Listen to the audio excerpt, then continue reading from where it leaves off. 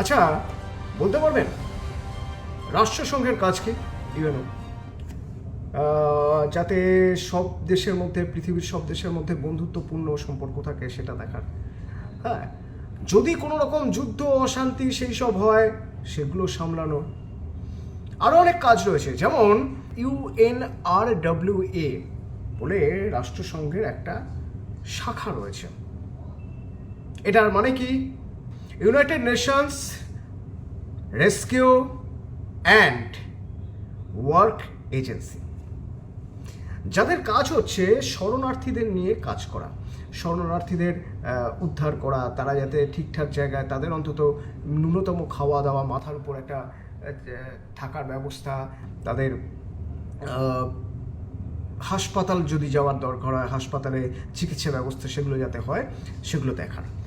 তো এরকম UNRWA এর একটা টিম, তারা গাজা স্ট্রিপেও কাজ করছে দীর্ঘদিন ধরে, প্যালেস্টাইনে কাজ করছে, গাজা স্ট্রিপে কাজ করছে। এবার কথা হচ্ছে যে এদের এই যে কাজ, এই কাজের ফান্ডিং কারা করে? প্রায় সব দেশই করে, যারা রাষ্ট্রসংঘের যারা সদস্য দেশ সবাই করে, কিন্তু তারপরেও প্রচুর টাকা ডোনেশন দিতে হয়, প্রচুর টাকা বেশি দিতে হয়। সেই সিংহভাগ টাকাটাই দেয় আমেরিকা, সেই টাকা দেয়। এবং তারপরে আরও অনেক দেশ রয়েছে, যেমন কানাডা, গ্রেট ব্রিটেন, এরাও বিপুল পরিমাণে অর্থ দেয়।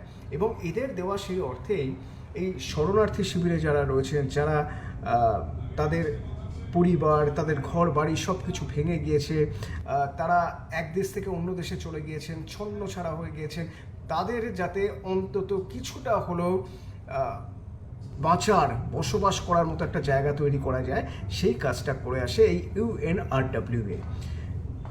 কিন্তু আপনি কি বিশ্বাস করবেন যে এই এজেন্সির যারা কাজ করছেন তারা তো সমাজসেবা করছেন? ঠিক সমাজসেবা নয়, মানুষের সেবা তো বটেই, তবে তার সঙ্গে তার বদলে তারা পয়সা পান ঠিকই, কিন্তু মানুষের জন্য, মানুষের ভালোর জন্য কাজ করছেন। এরা উগ্রপন্থীদের সঙ্গে, জঙ্গিদের সঙ্গে মিশে অপারেশন করছেন, বিশ্বাস হয় আপনাদের? কিন্তু ইসরায়েল তো দাবি করছে, ইসরায়েলের কাছে পুরোপুরি প্রমাণ রয়েছে যে সেই এজেন্সিতে যারা কাজ করেন, যারা গাজা স্ট্রিপে কাজ করেন, যারা প্যালেস্টাইনের শরণার্থীদের জন্য কাজ করেন, তারা নাকি 2023-এর 7ই অক্টোবর হামাস যখন রকেট হামলা চালায় ইসরায়েলের উপর, তখন এদের সদস্যরাও তাদের সঙ্গী হয়েছিলেন। অর্থাৎ UNRWA এর সদস্যরা হামাস জঙ্গিদের সেদিনের সেই হামলার সঙ্গী হয়েছিলেন। তথ্য প্রমাণ দিয়ে বলছে কথা ইসরায়েল। এবার সমস্যার কথা ভাবুন। এটা জানার পরে খুব স্বাভাবিকভাবে ইসরায়েলের বন্ধু দেশ আমেরিকা, তো আমেরিকা এই যুদ্ধের শুরু থেকে ইসরায়েলের সঙ্গে রয়েছে, এবং আমেরিকা শুরু থেকে যে সঙ্গে আছে তার ফলে যেটা হয়েছে, এবার রেড সিতে একটা অশান্তির পরিবেশ তৈরি হয়েছে। তবে সেই প্রসঙ্গে যাচ্ছি না, শুধু প্রসঙ্গটুকু ছুঁয়ে যাচ্ছি এই কারণেই, কারণ এর ফলে সারা পৃথিবীতে একটা আর্থিক টালমাটাল জায়গা তৈরি হয়ে যাওয়ার মতো পরিস্থিতি তৈরি হয়েছে। কূটনৈতিক এবং রাজনৈতিক তো বটেই, আর্থিক টালমাটাল হয়ে যাওয়ার মতো জায়গা তৈরি হয়েছে রেড সিতে এখন যা হচ্ছে তা নিয়ে পরবর্তীতে কথা হতে পারে। তবে যুদ্ধ এখনও চলছে, ইসরায়েল আর হামাসের মধ্যে। শুরুর দিন থেকে আমেরিকার সঙ্গে ছিল, আরও বেশি করে ইসরায়েলের সঙ্গে এই কথা জানার পর আমেরিকা রইল।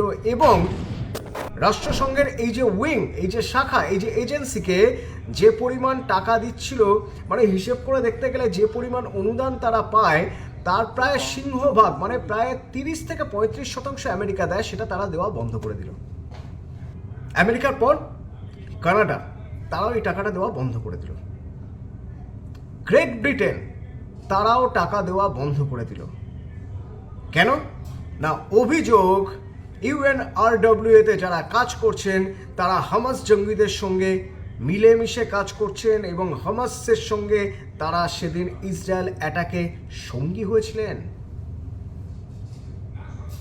ইসরায়েলের এই অভিযোগকেই তো মান্যতা দিচ্ছে আমেরিকা, কানাডা, গ্রেট ব্রিটেন, এবং তার ফলস্বরূপ অনুদান বন্ধ, টাকা বন্ধ। এবার এই এজেন্সি কাজ করবে কিভাবে? তাদের বিরুদ্ধে অভিযোগ, এজেন্সিতে যারা কাজ করছিল তারা হামাসের সঙ্গে মিলে ইসরায়েলের উপর হামলা চালিয়েছে, আর সেই জন্য অনুদান বন্ধ হলেই কি একেবারে কাজ বন্ধ হয়ে যাবে? না, একেবারেই নয়। কিন্তু হ্যাঁ, ফান্ডিং প্রায় 70% থেকে 80% কমে গেল। তাহলে কাজ হবে কিভাবে? কোনোভাবে কাজ করা কি সম্ভব?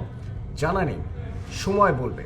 কিন্তু ঘটনা এটাই, যদি সত্যি হামাসের সঙ্গে থেকে এরা কাজ করে থাকে বা এদের কয়েকজন কাজ করে থাকেন, তাহলে তাদেরকে চিহ্নিত করে সাজা দেওয়া হোক, শাস্তি দেওয়া হোক, এবং এই সংগঠন যাতে এই ধরনের কাজের সঙ্গে ভবিষ্যতে না থাকতে পারে তার জন্য কড়া পদক্ষেপ করা হোক। করুক রাষ্ট্রসংঘে যারা যারা রয়েছেন তারা সবাই মিলে করুক। কিন্তু যারা যুদ্ধ করেন না, যারা যুদ্ধে মানুষ মারেন না, যারা নিজের দেশ থেকে উৎখাত, যারা নিজের ভূমি থেকে উৎখাত, যাদের মাথার উপরে ছাদটুকু নেই, যাদের খাওয়ার জন্য পয়সা নেই, যারা হাসপাতালে চিকিৎসাটুকু পেতে যেতে পারে না, তাদের জন্য যারা কাজ করছিল তাদের কাজ করাটা যেন বন্ধ না হয়। এদের তো কোনো দোষ নেই, এরা তো যুদ্ধ করছে না। এরা কি সত্যি যুদ্ধ চেয়েছে? বোধহয় না। অথচ যুদ্ধের বলি তো এরাই হন। যখনই কাঁটাতার দিয়ে একটা সীমানা তৈরি করা হয়, তখনই এক দেশ থেকে এক দেশে তো এদেরই যেতে হয়। কিন্তু জানি না, তা নিয়ে রাষ্ট্রসংঘ হয়তো পরবর্তীতে সিদ্ধান্ত নেবে। কিন্তু সময় চলে যাচ্ছে, এবং যত সময় যাচ্ছে দুই দেশের ক্ষতি তো হচ্ছেই অবশ্যই, এবং অর্থনৈতিক ক্ষতি বাকি সব ক্ষতির থেকেও বড় হয়ে দাঁড়াচ্ছে। আহতের সংখ্যা বাড়ছে, বাস্তুহারার সংখ্যা বাড়ছে, অনাথের সংখ্যা বাড়ছে। তাদের কি হবে? নজর থাকুক সেদিকে।